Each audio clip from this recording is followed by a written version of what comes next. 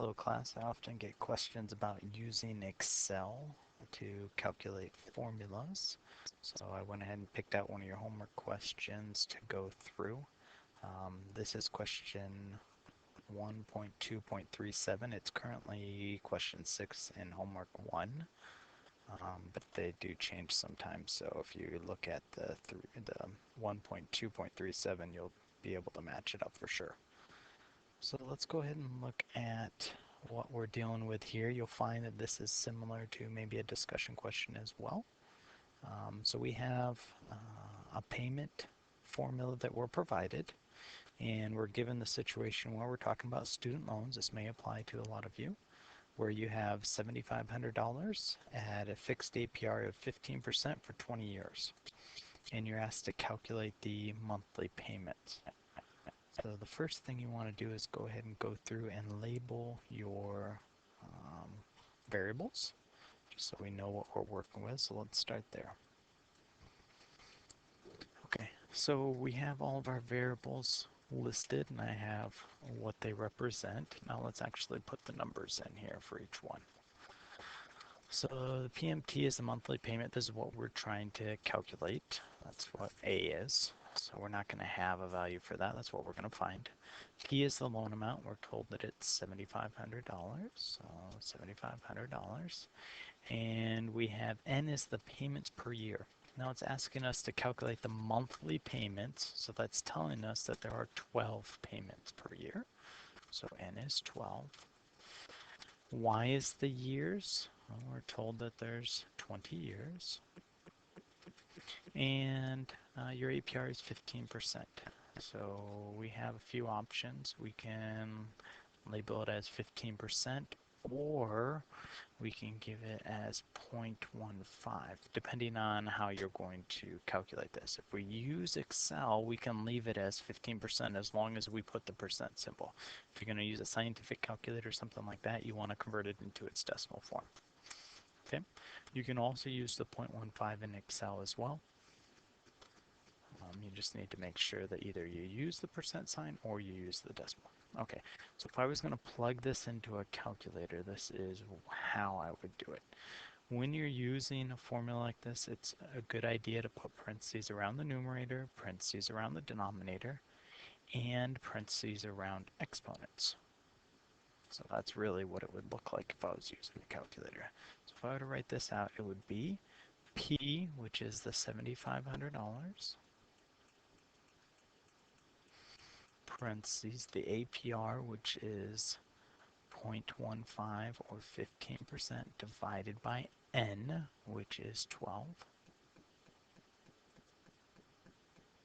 close parentheses for the numerator, divided by parentheses 1 minus 1 plus the APR, again 0.15, divided by N, which is 12, close parentheses, to the power. Now you're going to probably have to use a button that maybe looks like that on your calculator if you're using it, or as we type it in, you're going to have to show that as well. So negative N, which is 12, times Y, which is 20, close the parentheses and close the parentheses. So if you were going to do this in a scientific calculator, this is what you would use. Web 2.0 calculator is pretty good if you want to use a free online calculator. But I'm going to show you how to use Excel for this one because it's a good idea to start practicing with Excel, as it will be pretty useful in this course as we move forward. So here's a blank Excel document. So let me size it so that you can see what we're working with here and still have the problem in the background.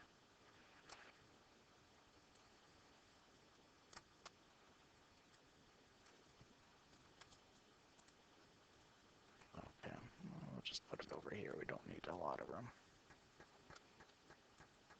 There we go. Okay.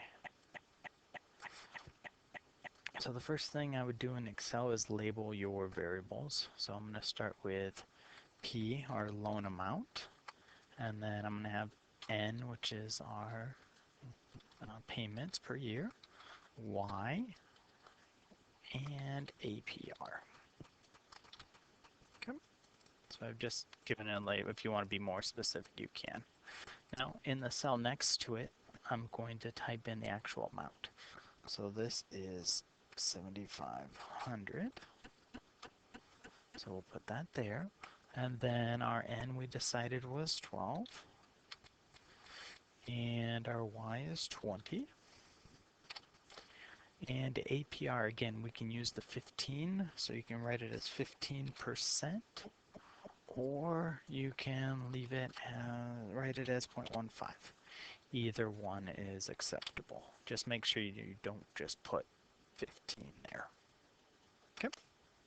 So now, our last thing, our purpose of this is to generate the payment. So this is going to be my answer.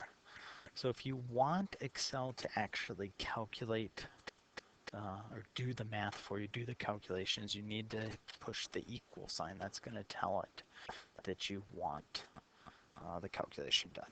Now I'm going to basically just type this whole thing in. So we have parentheses. Now I could type in 7,500, or the better option is instead of typing in 7,500, I can go up to where I have 7,500 written and click on it, or type in B1 since this is cell B1. See how that matches up there? And now that means that later, once I'm done, I can go back and modify the 7,500 to anything I want, and it will work. It will continue to generate the answers for me. Okay, so when you have a value next to a parentheses, you want to tell it multiplication. We didn't write it over here, but for the Excel, you do want to tell it. Then we have parentheses. Again, I could type in 0.15 or 15%, but I'm going to click on the actual 15% divided by, again, I'm going to click on 12, close my parentheses, and notice how Excel gives you colors, so it tells you where you're working with, divided by, open up parentheses, and we have 1 minus parentheses 1 plus, again, I'm going to click on the amount, so the APR divided by the N, close parentheses. Now your exponent is shift 6. We'll get you the exponent there. So shift and then the number 6. You should see that little notation. Parentheses, negative, and this is our 12, so B2,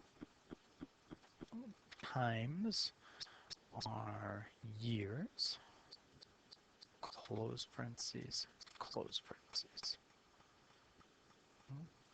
So this is the formula that you're using, and it comes from just the formula that's provided. Okay. So now we're going to hit enter, and Excel will calculate the result for us. So this is going to be our monthly payment. Now, mine has the dollar sign already. If you want to put it in dollars, you would just click the dollars and it would convert it over for you. So if we wanted this to be dollars, we could just push, since that's a dollar sign. Okay, so that is part A, is calculating our payment. Now determine the total amount paid over the term of the loan. Okay, so total amount. Okay. And if you click here, it'll move it to be the right size. Okay, so again, I want it to do my calculation for me. So I hit equals. Now what I found is this is actually a rounded number, 98.76. So if I click on 98.76, it's going to give me an answer that's a little different since it's rounded. So I'm going to type in 98.76. We're going to multiply this by however many payments we're doing. So we're paying 12 times per year. There's 20 years. So 12 times 20 will give me the number of payments. So I'm just gonna, again, I could click here, the 12 times the 20. Since those aren't rounded numbers, it will work nicely for me. And hit enter. Okay, so that gives me the total amount that I'm gonna pay for the loan. So you've taken $7,500 out, and you're going to end up paying over $23,000. That interest rate is having a big part to do with how much you're paying and the amount of time. Okay, and now we want to, part C is of the total amount paid, what percent is paid toward the principal and what percent is paid towards interest. Okay, so if we're going to do the principal, this is going to equal the actual loan amount, that's the principal, divided by the total amount paid. And what we're dealing with here is we're finding a percent. So you can multiply it by 100, or you can use the percent sign. That gives us 32%. If you're asked to maybe round it to one decimal place, then this will increase the number of decimals that you see. So you notice how it was at 32% because it's rounded. Now, if we wanted to round to just the first decimal place or the second, you can keep clicking that. So depending on what math Excel asks for, or sorry, my math. Okay. The last part is the interest paid. Okay. So the interest equals, this is the total amount minus the principal. So that will give us the amount in interest to be paid divided by the total amount. And again, if we want that in